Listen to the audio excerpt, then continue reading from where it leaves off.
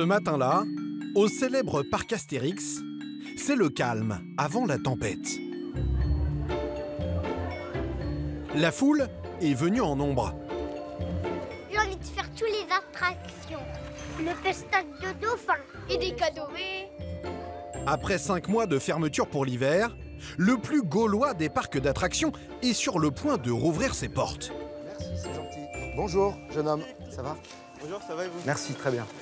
La tension monte pour les 1200 employés de ce royaume du loisir. David pour Sébastien. En première ligne, Sébastien Retailleau, le directeur. Premier jour d'ouverture, c'est maintenant que ça se joue et que ça va se gagner, hein. Donc je compte sur toi. Ça marche, il n'y a pas de souci, Sébastien. Allez, on est parti. Sébastien, un patron rompu aux coulisses des parcs d'attractions. Yaka, 1 minute, une. Après 15 ans au Puy du Fou et 5 ans au Futuroscope, c'est la première fois qu'il joue les chefs d'orchestre chez le Petit Gaulois. Dans quelques instants, 12 000 visiteurs vont déferler dans l'arène. Ouverture du parc, on y va. C'est parti. Les premiers des 2 millions de visiteurs attendus cette année. Les attractions pour Sébastien, ça y est, c'est lancé. Tout le monde est parti, le parc vient d'ouvrir. Bonne journée à tous. Faut vraiment qu'on y aille? Ouais, j'avoue. Bien reçu, Sébastien, merci. Et déjà, un premier défi à relever. Après 1 an de travail, le parc lance une toute nouvelle attraction. Ce matin, c'est l'inauguration. Bonjour à tous, je suis ravie d'être à vos côtés. C'est un honneur immense d'être marraine de cette nouvelle attraction Discobélix. Élodie Gossuin, l'ex-Miss France, est sur le point de dévoiler ce nouveau manège au public. A priori, tout va bien. A priori. Important pour le parc et Ça se passe bien. nouvelle attraction. J'ai perdu le sous-préfet. Merde. Il y a 2 ans, Il est là. on ouvrait. L'un des orateurs est introuvable. Sébastien a beau scruter la foule, impossible de dénicher le sous-préfet. Tant pis, il y a plus urgent, direction la cabine de pilotage. Sébastien a réglé l'inauguration à la seconde près. En fait, on va lancer quand elle dira « je lance, je déclare ouverte ». Et voici l'heure de découvrir la statue monumentale qui domine le manège. 10h15, punaise. Faut pas qu'on prenne de retard. Au son de la fanfare romaine, 2 employés grimpent pour dévoiler la statue. Les techniciens lancent le manège. Tout roule. Enfin sur le papier. Putain. Les 2 employés sont en train de se mettre dans de beaux draps. Putain, qui tire dessus, bordel, allez. Impossible de trouver le bon bout.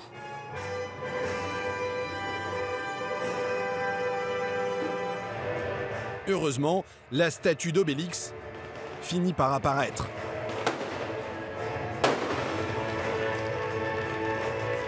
La foule peut maintenant tester le manège sous les yeux de toute la presse.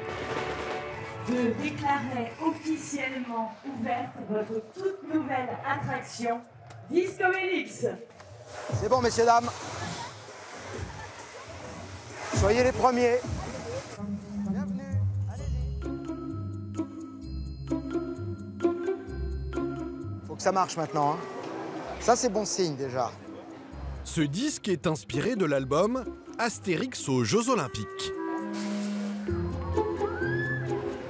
Le disque prend juste de la vitesse et il va commencer à tourner sur lui-même. Voilà, tout doucement. Et on commence à entendre les tout premiers cris, c'est bon signe. Heureusement, car le manège a coûté pas moins de 3 millions d'euros. C'est parti.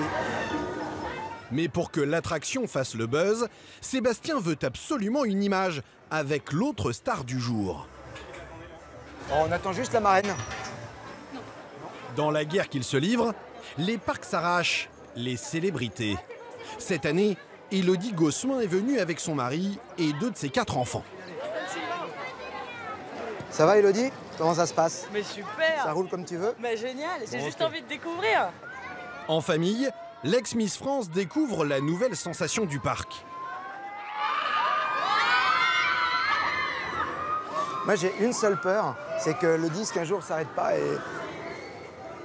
Un pressentiment, car bientôt le manège va lui donner quelques sueurs froides. Pour l'heure, le directeur vient de réussir le premier de ses travaux d'Hercule dans cette journée marathon. C'est génial. Ça a été Elodie? C'est fabuleux. Ça, C'est génial. Bravo. Super. Bravo. Merci, bravo. merci Elodie. à vous. À plus. Des manèges nouveaux, innovants, surprenants, les parcs d'attractions en raffolent. Pour une raison simple, ce sont eux qui font leur succès.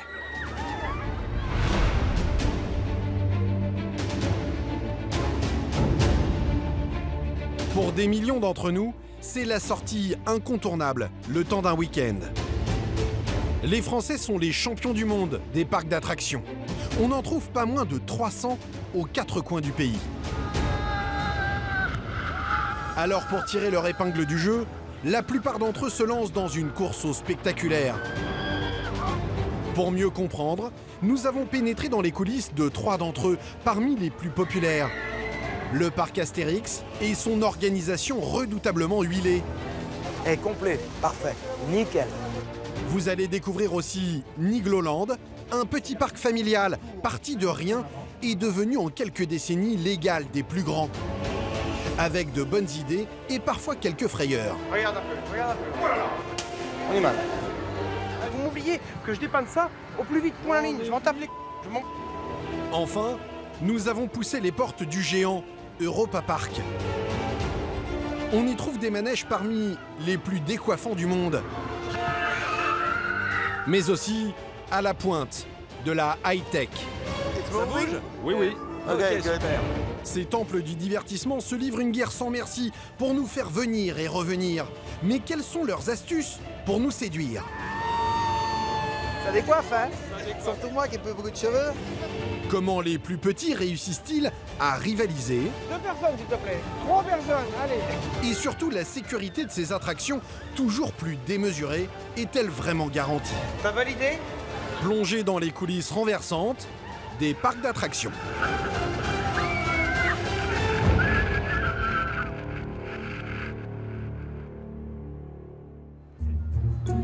Toujours au pas de course, nous retrouvons Sébastien, le directeur.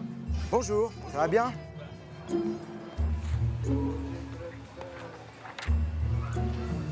Ça, je veux pas voir.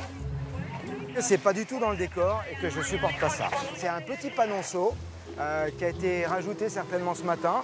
Le fait qu'il soit comme ça, ça dénote qu'on n'a pas anticipé assez les choses. Chaque jour, il a une obsession, gérer cette foule. Le but, c'est d'éviter que tout le monde aille au même endroit. Sinon, cela risque de provoquer des files d'attente. Et ça, les visiteurs n'aiment pas du tout. Quelqu'un qui attend est potentiellement quelqu'un qui est insatisfait. Et clairement, le temps utile, c'est pas un temps où on attend. C'est véritablement le temps où on va déguster, restauration, spectacle et différentes attractions. C'est ça que les gens viennent chercher et c'est ça qu'il faut leur offrir. Car le directeur le sait, même si le parc cartonne aujourd'hui, à ses débuts, ses embouteillages ont failli lui coûter très cher. En 1989, dès la première semaine, le parc gaulois est victime de son succès. Avec l'affluence, les attractions sont vite débordées. Les visiteurs déchantent. On n'a pas le temps de tout faire en une journée, mais ce qui est dommage, c'est qu'il y a beaucoup d'attentes à chaque attraction. Mais on a attendu 1h30 pour être bloqué parce que visiblement l'activité n'est pas au point. En quelques semaines, le public déserte les allées. La fréquentation chute de moitié. Le parc est au bord du dépôt de bilan. Il faut donc absolument trouver le moyen de réduire les files d'attente. Alors les équipes vont mettre au point une stratégie redoutable. Pour le comprendre, il faut commencer par passer avec Sébastien de l'autre côté du décor. Derrière les huttes gauloises et les temples romains, voici le point névralgique du parc. Là, juste checker que toutes les attractions vont bien. Nous sommes dans un centre de contrôle. Messieurs, dames, bonjour. Ça va comme vous voulez? Ce matin-là, c'est Jessie qui opère devant cet écran. Tout fonctionne bien? Ça fonctionne bien, il y a... C'est quoi ton temps d'attente? Ouais. Là, je suis en train justement de faire le tour. Ok. Ici, Très bien. le temps d'attente sur les attractions qui attire le plus de monde. Ouais, pour les bracelets. Un décompte électronique à l'entrée de chaque manège. Osiris, 20 minutes, ça c'est très bon. Où on est sur, je cherche Tonnerre de Zeus, 25. Qu'est-ce que tu as à Disco Bellix? Disco, on est là. Ah ça, faut absolument qu'on l'ait, ça, tu vois. Très bien. Sébastien veut en avoir le cœur net. Mais déjà, un petit détail laisse penser que le nouveau manège va s'avérer très utile pour gérer l'affluence. Un truc très intéressant, c'est que vous voyez qu'habituellement, le matin, les gens vont ou sur Osiris ou sur Tonnerre de Zeus. Et habituellement, à 11-12 000 visiteurs, comme ça va être le cas aujourd'hui, eh bien, très concrètement, on aurait 40-45 minutes d'attente. Disco Bellix, il a aussi pour fonction d'étirer un peu les flux, et ça va être génial, et on le voit d'ores et déjà, ça joue, ça marche. À tout à l'heure. De nouveaux manèges pour attirer plus de visiteurs et mieux les répartir. Et voilà pourquoi, depuis ses débuts un peu difficiles, le parc gaulois n'hésite pas à les multiplier. Le Grand Splash, dès 1989, puis la montagne russe Goudurix. Ensuite, tous les 2 ans, une nouveauté. En 95, Menhir Express ramène 15% de touristes en plus. En 97, Tonnerre de Zeus fait à nouveau exploser la fréquentation de 15%. En 2012, Osiris, la plus chère de toutes, 20 millions d'euros, avec son décor pharaonique, fait venir 120 000 visiteurs supplémentaires en un an. Des manèges qui fidélisent les clients. Tout l'enjeu ensuite, c'est de les faire dépenser au maximum à chaque fois qu'ils viennent s'amuser. Ouais. Pour la famille Le Prêtre, pas question de manquer le premier jour de la saison. Parfait, accompagné. Allez, on y va. Partis de Beauvais le matin même, Xavier et sa femme Laurence ont fait la surprise à leurs 3 enfants. Marie et sa petite sœur Lauriane. Vas-y, fais ta taille. Mais surtout leur frère Thomas, 15 ans, un fan inconditionnel des parcs d'attractions. L'entrée, elle est en face. Pour l'occasion, ce couple d'employés n'a pas regardé à la dépense. La famille s'est offert des passes illimitées, 85 € par personne, pour venir à volonté toute la saison. Allez-y, numéro 3, numéro 4. Et ce matin, Thomas n'a qu'une idée en tête, se frotter au plus grand manège, comme Tonnerre de Zeus, cette montagne de bois.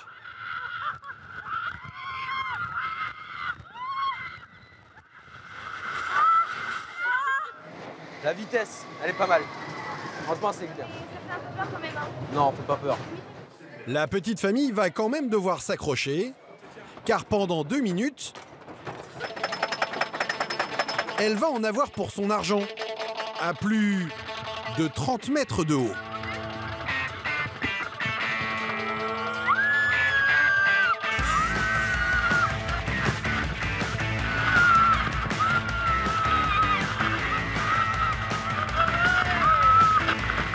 Thomas et sa sœur dévalent la pente à plus de 80 km/h. Âme sensible, s'abstenir.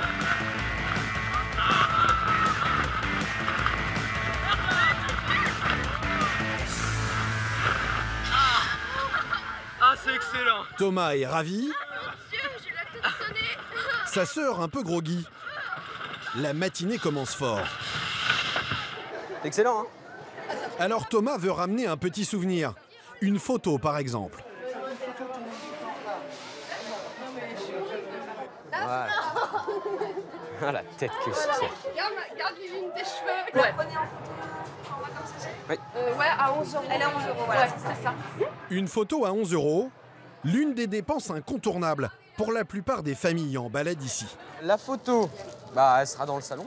Comme ça, tout le monde pourra la voir. J'en ai au moins 2 ou 3, mes collections. Entre 2 manèges, les tentations sont permanentes. À l'heure du déjeuner, par exemple, pour faire une pause dans l'un des 10 restaurants du parc. brochette de sanglier, s'il vous plaît.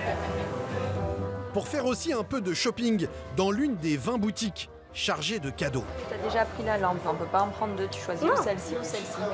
Non, mais c'est pas la même. Donc là, ça vous fait un total de 83,94 € par carte. Au bout du compte, en plus du billet d'entrée à 39 €, les visiteurs dépensent 14 € de plus en moyenne par personne.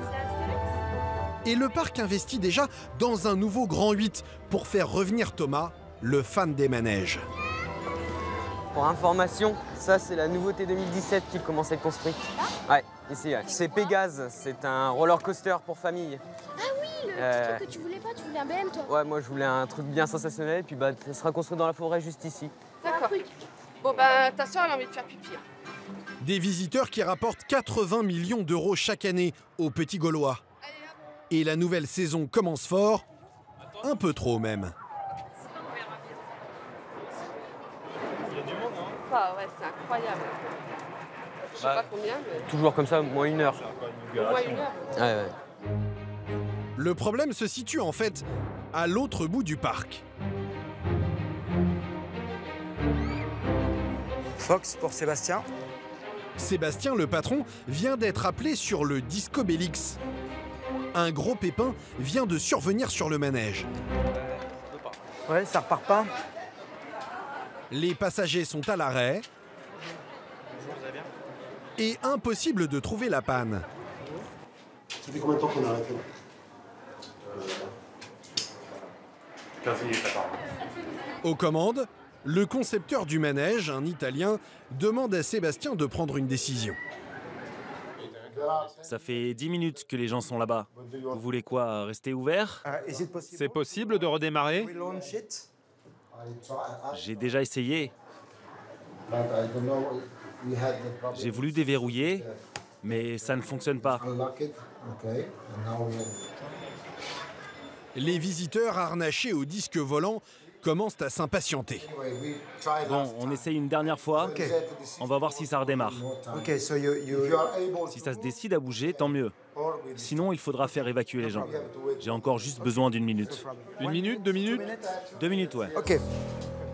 Sébastien prend les choses en main. Directement. Merci. On essaie de faire redémarrer l'attraction. Si d'aventure ça ne repart pas au dernier tour, eh bien on vous demandera de bien vouloir sortir en espérant qu'on puisse relancer le plus vite possible, d'accord? Merci pour votre compréhension. Mais peine perdue, Sébastien doit faire évacuer l'attraction. Ok, on y va? Donc là, on fait quelque chose qu'on n'aime pas faire, hein, parce qu'on est obligé d'évacuer les visiteurs. Et voilà. Mais ils vont revenir après. Les visiteurs repartent bredouille et plutôt mécontents.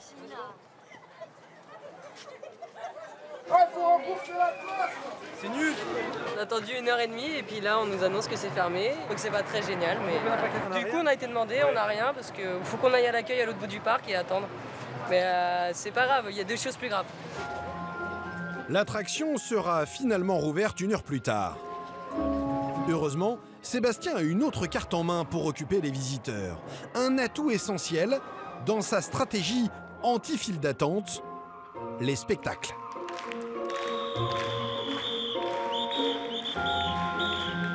Pour éviter les embouteillages au manège, ces grands shows peuvent s'avérer très utiles.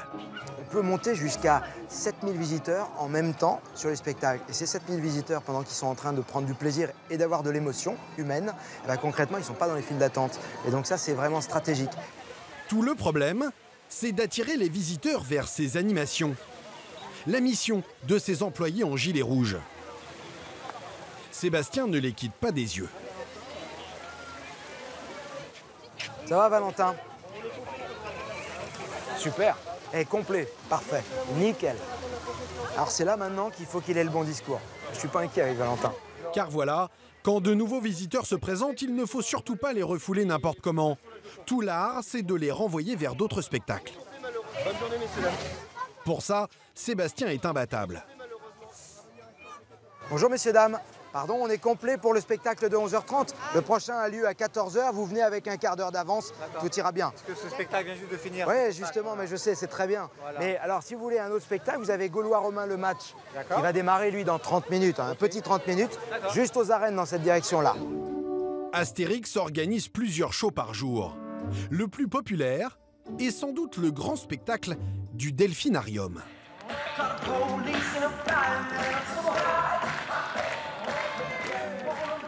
3000 personnes peuvent y admirer les prouesses des dauphins et des otaries. Bravo! On peut dire que Gonzo remporte cette battle haut la nageoire. 3000 personnes immobilisées à un bout du parc pendant une bonne demi-heure. Et des spectacles qui captivent ainsi des centaines de visiteurs à la fois et allègent les files d'attente, il y en a plus d'une vingtaine. Le fruit de plusieurs mois de travail. Nous sommes 2 heures avant la représentation de Gaulois et Romain le match, l'un des shows les plus courus. C'est l'heure des dernières répétitions pour les artistes comme Samir. Ça va? La forme? Ça va bien, ça se passe? Ouais, super, au top. À 25 ans, le jeune homme va jouer son premier spectacle au sein de la troupe. Bonjour messieurs. Bonjour, ça va? Ça va David? Dans les loges, Samir, prof de danse latine, retrouve certains des 30 comédiens recrutés par le parc pour animer cette saison. Tout s'est bien passé. Ouais. Eh ben, super. Moi j'ai ma première aujourd'hui. Il va falloir... Ouais. Il va falloir y aller quoi. Embauché à la journée pour 200 €, Samir va enchaîner jusqu'à 4 spectacles par jour, selon l'affluence. Ce matin, après un mois d'entraînement, c'est la dernière répétition sous la direction du metteur en scène. Tranquillement. Pas besoin de courir la première. Le spectacle raconte l'affrontement entre une tribu de Gaulois et une légion romaine. Allez, on se prépare, on vire la console, on se prépare pour la bagarre. Le jeune homme doit enchaîner plusieurs prises de catch. Prends le vitesse. Samir doit notamment faire un grand saut. Enchaîner avec un petit paquet, cette roulade typique des catcheurs. Ok. Et tout de suite, tu le prends et tu le balances. Au moindre faux mouvement, ça marche. Allez, venez là. Les 2 comédiens peuvent se faire très mal. Mais le metteur en scène ne laisse rien passer. Le public doit en prendre plein les yeux. Petit paquet, c'était mieux, sauf que le petit paquet, ça prend trop de temps à se mettre en place. À peine tu as fait le power splash, tu te relèves, et tu vas, tu regardes, tu te places au plus vite, on y va, il n'y a pas de perte de temps à avoir là. Pour sa première, Samir a aussi une drôle de scène à assurer. Avec cette voile attachée à un skateboard électrique. Le jeune homme s'en mêle un peu les pinceaux. La difficulté, c'est de tenir la voile. Et ensuite, c'est d'avoir aussi la télécommande dans les mains. Et il ne suffit pas que de faire des tours. Donc là, il faut savoir gérer le freinage au bon moment. Et la chute arrive rapidement, pour le coup. Yeah. La maîtrise de la voile est encore un peu hésitante. Mais tout à l'heure, pas question de se planter.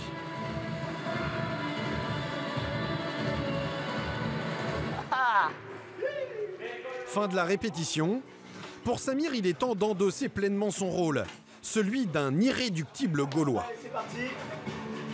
Je mets ma tenue, ma petite armure gauloise. Pour parfaire l'illusion, Samir passe entre les mains de la coiffeuse. Donc moi, je suis le rond. Voilà, Samir le Gaulois. Ça y est, je me transforme. Mais impossible d'incarner un vrai Gaulois sans un dernier détail. Voilà, je mets un peu de colle, de la colle un petit peu dans le moustache pour que ça tienne bien. Et là, j'ai mis une moustache de compétition. Regardez ça. C'est l'heure d'entrer en scène. Comme dans la célèbre BD, il y a des Gaulois, le petit chien Idéfix et quelques Romains dans les parages. Ouais, là, ça commence à se remplir. Regarde pas le monsieur. On va louper le spectacle, mon chéri. À l'entrée, les visiteurs s'empressent de trouver une place. Julie et David sont venus avec leurs 3 filles et depuis ce matin, c'est la course. On essaie d'enchaîner les spectacles et les manèges, tout simplement. Là. La petite Jasmine, 9 ans, a insisté pour voir le show. On va voir les Gaulois contre les Romains. La bagarre. L'arène fait salle comble, 1000 spectateurs. Jasmine est contente, elle est aux premières loges. Gaulois, Gauloises, bienvenue dans le studio Jules César. Ouais, ça va être trop cool, j'en suis sûre. En coulisses, la pression monte. Attention, antenne dans 10 secondes.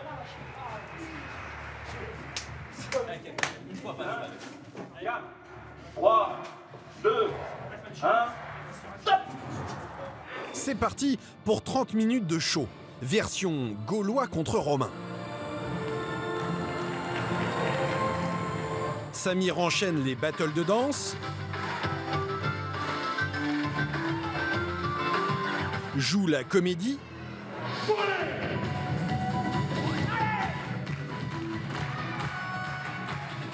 Dans le public, la petite Jasmine est à fond. Les tricheurs! Et voilà le moment fatidique. La scène de bagarre avec les prises de catch. Le grand saut. Et le petit paquet.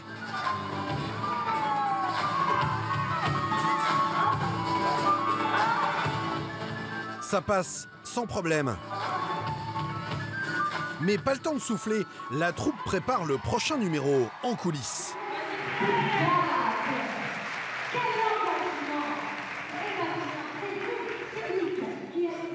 C'est cardio. Terrain full. Samir doit attaquer son tour de piste en skateboard électrique. C'est bon, je vais la récupérer derrière. Mais mets ta ceinture en attendant, Samir, tu gagneras du temps.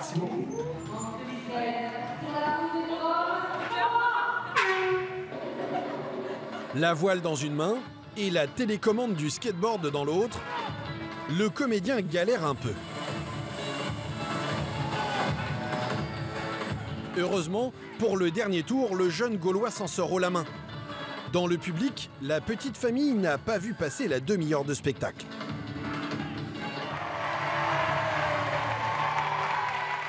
Merci d'être venu et vive les Gaulois! Ouais, les Gaulois, les Gaulois, les Gaulois!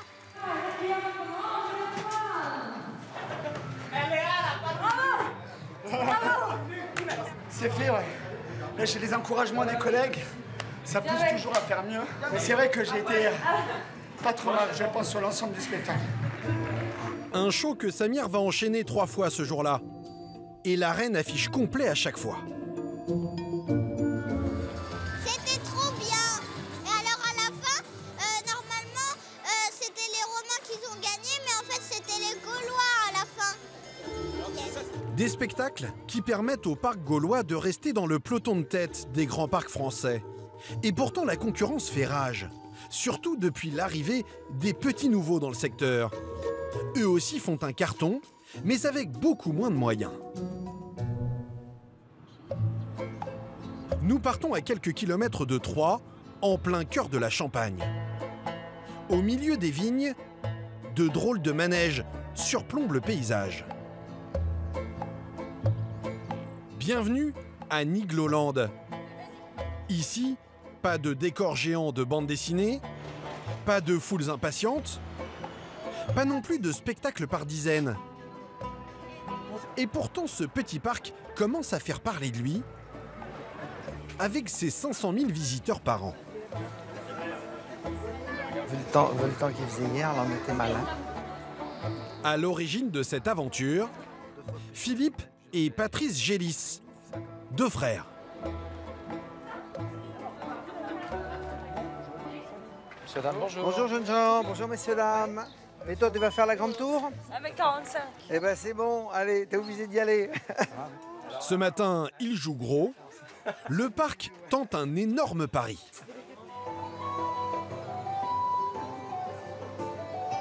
Bonjour messieurs, dames.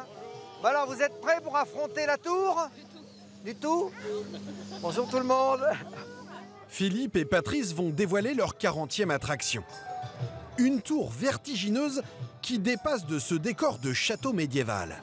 Pardon messieurs, dames, ça y est, ça va commencer, merci d'être venus. Un manège spectaculaire et unique en France. Voilà, alors tu vas inaugurer la plus grande attraction de Nigloland. C'est la plus haute tour freefall, c'est-à-dire chute libre rotative du monde. Oui, c'est la maman, c'est la maman. Avec ce manège, Patrice et Philippe viennent concurrencer les grands parcs sur leur terrain, les attractions XXL. Voilà, je déclare les festivités médiévales ouvertes. Et voici le donjon de l'extrême. Avec ses 100 mètres de haut, il domine toute la région. Une attraction à 4 millions d'euros pour frapper un grand coup face aux Astérix et autres Disney. Aujourd'hui, c'est toujours c'est le plus, il faut faire plus. Donc là, tant qu'à faire, on a dit, ben, si on peut faire la plus grande du monde, on va le faire. Ça va être bénéfique peut-être pendant 10 ans d'avoir surclassé tout le monde, surtout pour un parc régional. Alors ce matin, au milieu des visiteurs, le clan Gélis se jette dans le bain. Allez, on monte là. Allez, go. Avec sa fille et sa femme, Patrice a tenu à monter dans la première nacelle. Allez, on s'enferme. Voilà, les dés sont jetés. L'autre frère Gélis, Philippe, est un peu fébrile. Philippe, vous n'y allez pas, vous? Non, j'irai après.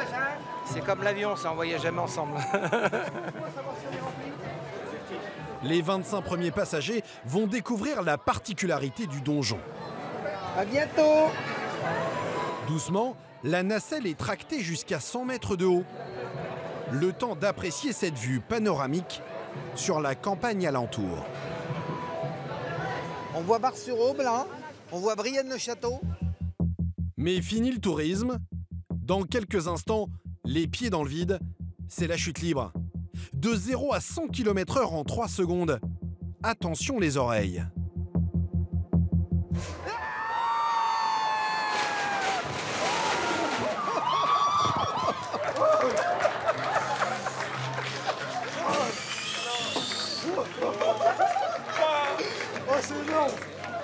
Une petite accélération pour bien commencer la journée. Ça décoiffe, hein? Surtout moi qui ai peu beaucoup de cheveux. Un petit parc bien décidé à bousculer les plus grands. Et pourtant, il y a 30 ans, les frères Gélis sont partis de rien. Bon, allez, les courageux, à l'attaque! Patrice et son frère sont issus d'une dynastie de forains. Depuis 150 ans, la famille tient des manèges. Bon, ma fille, est-ce que tu vas nous faire une nouvelle patte? Comme la fille de Patrice, Valentine, 19 ans, ils ont grandi au milieu des grands 8 et des stands de Barbapapa. On salue les jeunes. Mais en 1986, de retour de Disneyland en Floride, c'est le déclic. Les deux frères décident de créer leur propre parc, sur ce terrain en friche, la propriété de leurs parents. Ils vont y installer leur premier manège. Alors le chef de gare. Ce petit train, toujours en état de marche. Là, vous avez l'attraction mythique. C'est la première attraction qu'on a construite. Donc, on avait installé les rails dans l'été 86. Et ça, c'est le premier bâtiment qu'on a installé, donc la gare du petit train. Donc là, voilà, ça, c'est vraiment le début. Ce parc où toutes les familles de la région vont vite prendre leurs habitudes, Patrice et son frère le baptisent Nigloland. Niglo, le hérisson dans la langue des gens du voyage. Il y en a partout dans les environs, c'est même devenu la mascotte des visiteurs. Oh, voici un chanceux. Dis donc, mais tu gagnes de trop, toi.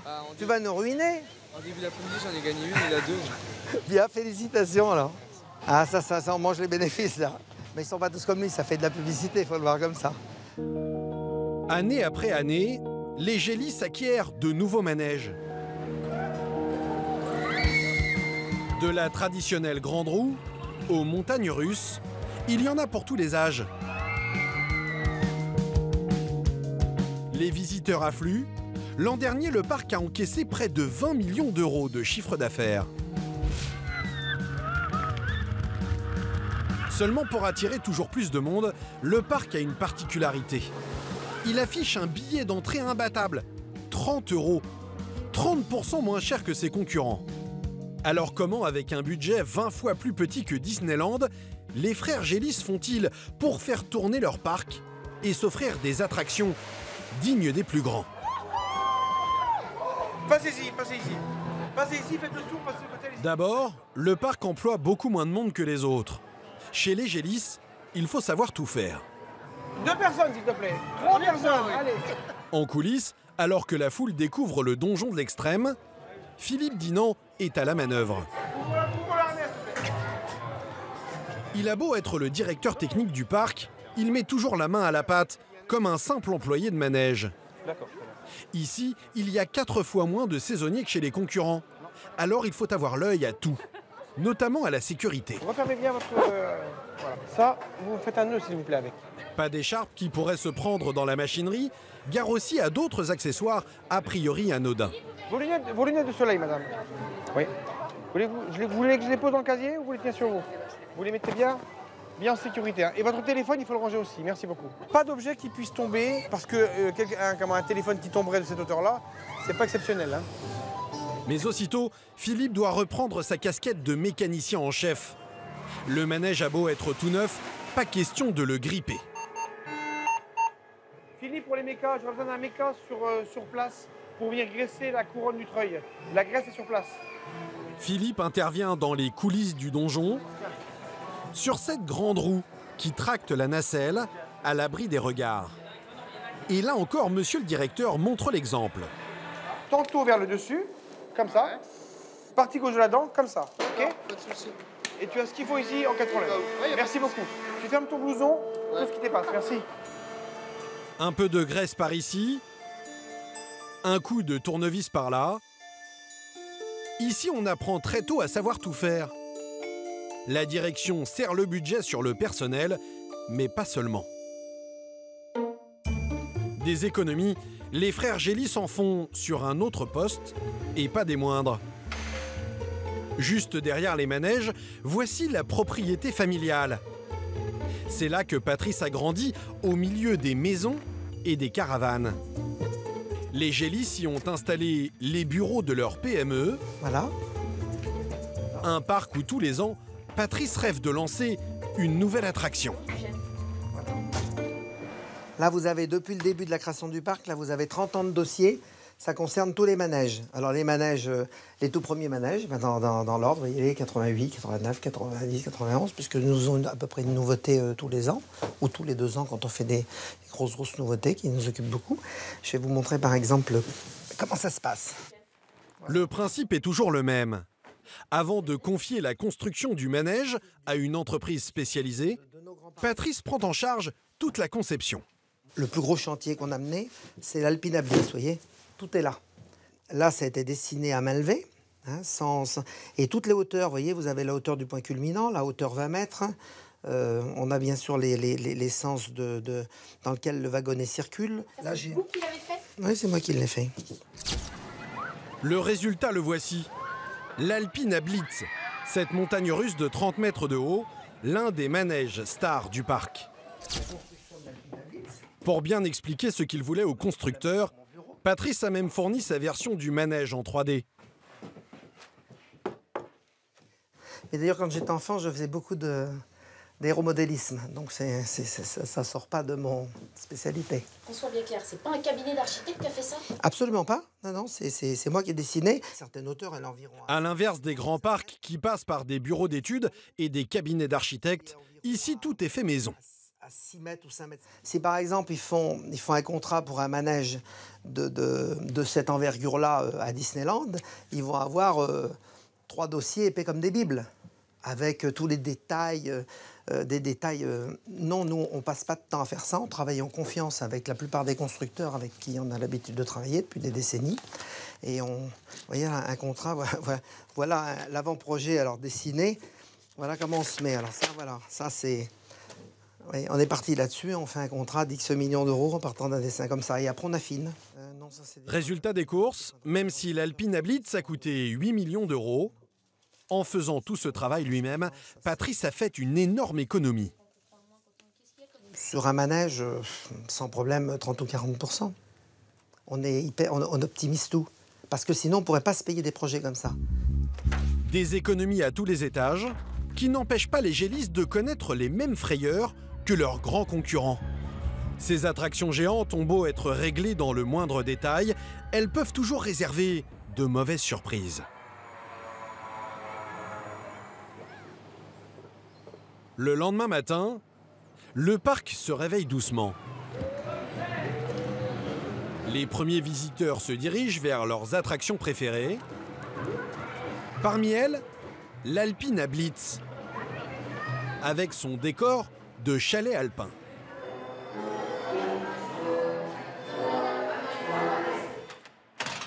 Mais ce matin, les choses ne vont pas se passer comme prévu. Frédéric, l'un des managers, vient d'être appelé par le pilote de la montagne russe. Ça va, Guillaume? Ouais, bah on a fait 2 essais à vide, ça marchait impeccablement. J'ai aucun défaut, j'ai tous les sèches qui sont bons. Lâche la pédale, va. Je vois pas ce qui peut clocher. Derrière la console du manège, c'est le bug. Non, mais écoute, ils vont venir. Hein. Non, ça doit être de la passerelle. Ça vient de la passerelle? En attendant, les visiteurs font le pied de grue. Heureusement, la technique arrive sans tarder. Ça va, Philippe? Messieurs, c'est par là. C'est Philippe Dinant, souvenez-vous, le directeur technique du parc, qui prend les choses en main. Qu'est-ce qui se passe maintenant? T'as validé? Tu as validé 2 pilotes et moi. Pas de départ. Et maintenant c'est bon. Philippe, un peu nerveux, enclenche un tour de chauffe pour tester la machine. Alors, où est-il? Il est là. Ok. D'ailleurs, tu le vois. Tu vois que son passage, il n'est pas très dynamité, mais suffisant pour passer. Il arrive là. Regarde un peu, regarde un peu, regarde un peu. Oh là là! On est mal. Allez. Les wagons, comme en perte de vitesse, n'arrivent pas à franchir la dernière bosse. Pour le parc, impossible de faire monter des passagers à bord, trop dangereux. Évacue s'il te plaît, on évacue tout le monde. Messieurs, dames, le train est bloqué. Allez, s'il vous plaît, on va fermer l'attraction, on la rouvrira tout à l'heure. Un gros souci, car l'Alpina Blitz, c'est l'une des attractions phares. Il en va de la réputation du parc. Nous ne pouvions pas plus mal tomber. Vous m'oubliez que je dépanne ça au plus vite, point ligne. Je vais en taper les moi, je m'en... Philippe nous demande de couper notre caméra.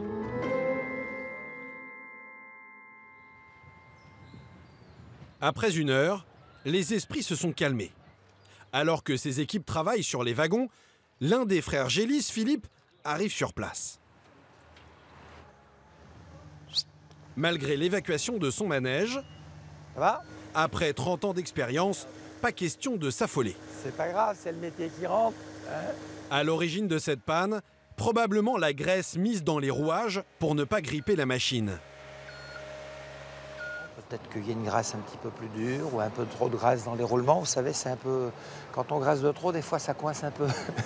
Il fait quand même froid, vous voyez, ce matin. Ça marche mieux au mois d'août.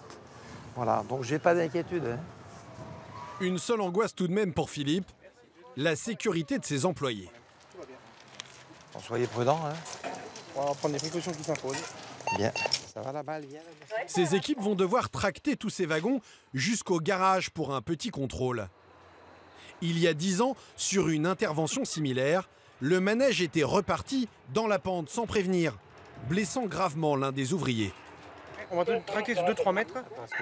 D'accord. Voir un petit peu comment ça se passe. Voir le comportement et puis ensuite on va mettre le tire-fort. Bon, on met bien les harnais des gars et tout là, hein, qu'on n'ait pas... Non, on s'accroche. On met les casques. Ok, bon, bah, c'est bon là, pas de souci. L'Alpina Blitz ne rouvrira que le lendemain. La rançon du succès pour ces énormes manèges qui font et défont la réputation des parcs. Et en la matière, les Gélis, comme tous les autres, s'inspirent d'un exemple. Une famille qui a réussi à réduire encore plus ses coûts. Pour cela, non seulement elle aussi imagine ses manèges, mais en plus, elle les fabrique de ses propres mains. Pour découvrir cette famille, il faut se rendre à une demi-heure de Strasbourg, juste de l'autre côté de la frontière, en Allemagne.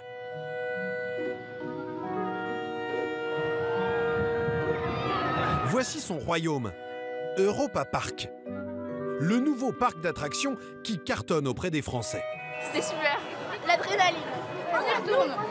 Parmi les 5 millions de visiteurs, un tiers viennent de la France, toute proche. À droite, toi. Ouais, à droite, non, à c'est gauche. toi. On peut basculer. Non, tu peux pas. Ce parc est tout simplement le deuxième plus grand en Europe, derrière Disneyland. À la tête de ce barnum, ce jeune patron allemand. Bonjour. Michael, l'un des fils de la famille Mack.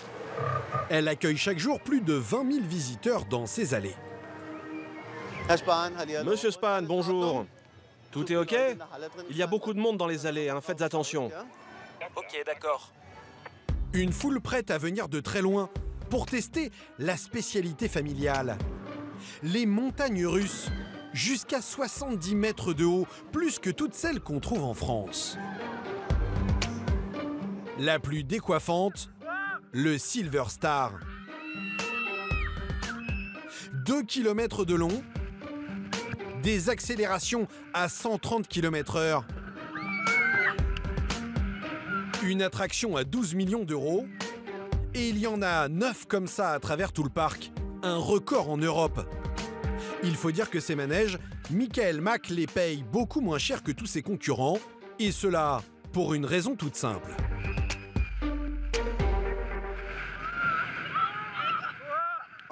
Ma famille est la seule au monde à fabriquer des montagnes russes et à posséder un parc en même temps.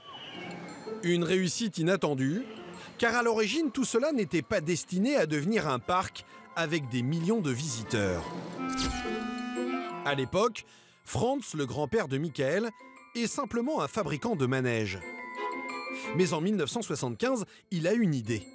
Pourquoi ne pas les exposer dehors pour que ses clients les essaient dans une sorte de showroom en plein air?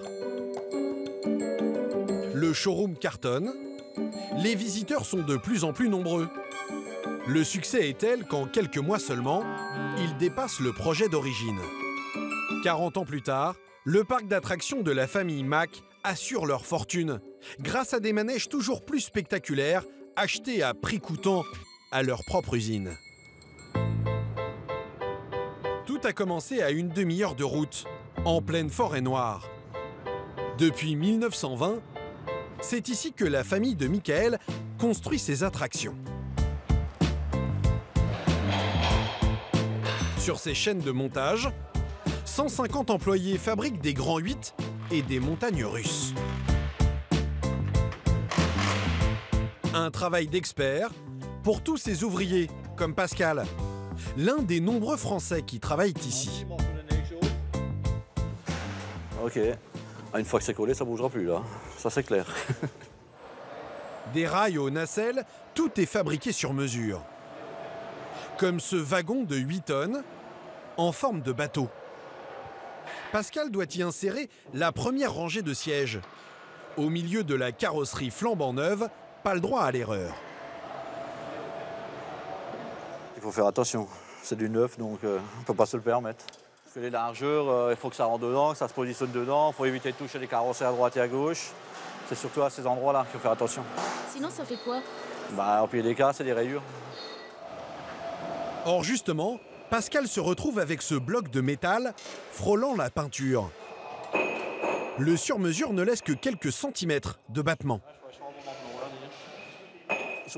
Vers moi, vers moi, vers moi. Attention au câble. Le câble, il n'est pas assez long. Donc il va falloir que j'avance quand même et que j'arrive à le monter de cette manière. Donc je vais certainement enlever une ou deux vis, réajuster un peu ça et on verra.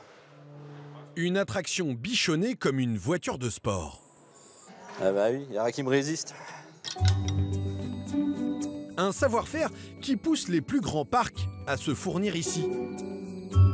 La famille Mack vend pour près de 50 millions d'euros de manèges chaque année. Et ce matin, elle est sur le point de signer une nouvelle affaire. Nous retrouvons Michael Mack, C'est par là. Avec ce grand promoteur immobilier venu de Turquie, Levert Eyüboğlu. Il prépare un projet pharaonique, l'un des plus grands parcs d'attractions en Asie. Un projet à 10 milliards d'euros au Kazakhstan. Quand commencez-vous à construire votre projet au Kazakhstan? On a commencé les travaux en février-mars. Donc on devrait ouvrir dans 2 ans. Pour son parc, Levert a besoin des montagnes russes les plus tendances. Michael va tenter de lui vendre sa dernière création. Un manège comme il n'en existe nulle part ailleurs.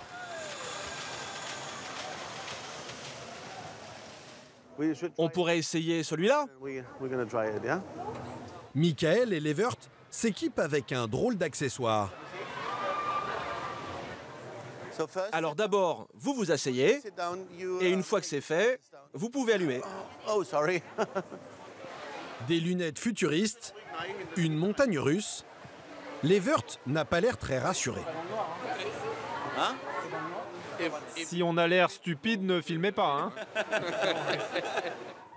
Regardez en bas. Vous voyez vos pieds?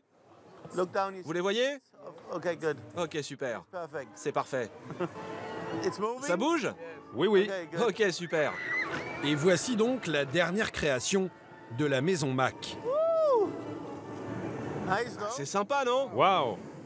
Vous avez aimé le virage? Fantastique! À 50 km/h, voilà ce que Levert découvre. Une immersion dans ce monde fantastique. En 3D, il défile en suivant les courbes du manège. Michael vit l'expérience à fond, comme un gamin de 10 ans.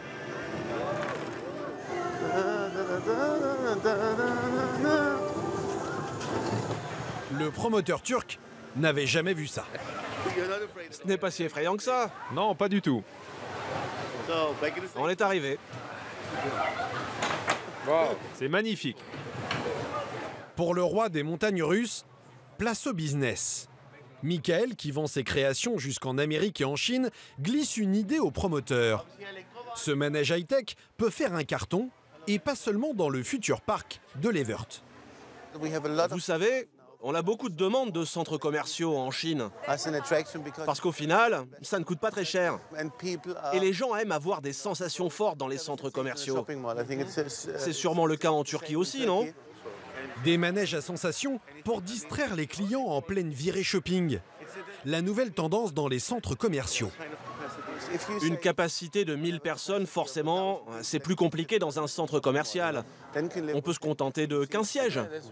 Oui, je pensais à ça plutôt. Un peu à part, le promoteur ne s'en cache pas. Ce drôle de manège pourrait bien lui ramener beaucoup de monde dans ses centres commerciaux. C'est un projet qu'on peut commencer tout de suite parce que ça ne demande pas beaucoup d'investissement.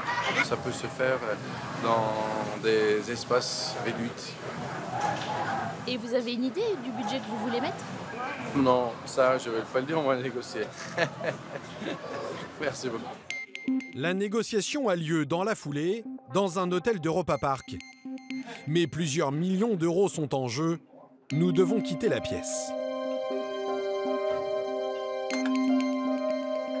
Une heure plus tard, Michael et l'un de ses directeurs se retrouvent pour faire le point. Apparemment, la famille Mac a décroché le gros lot.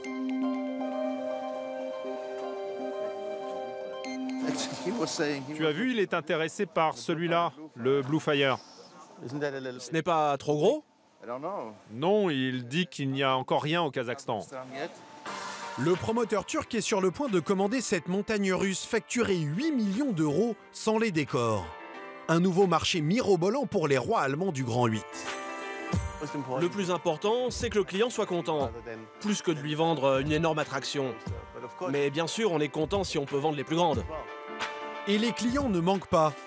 En France, la liste des nouveaux parcs ne cesse de s'allonger. Du parc Spirou, près d'Avignon, à Heroic Land, à Calais, ces royaumes du loisir fleurissent un peu partout. De nouveaux terrains de jeu pour les fans de sensations fortes.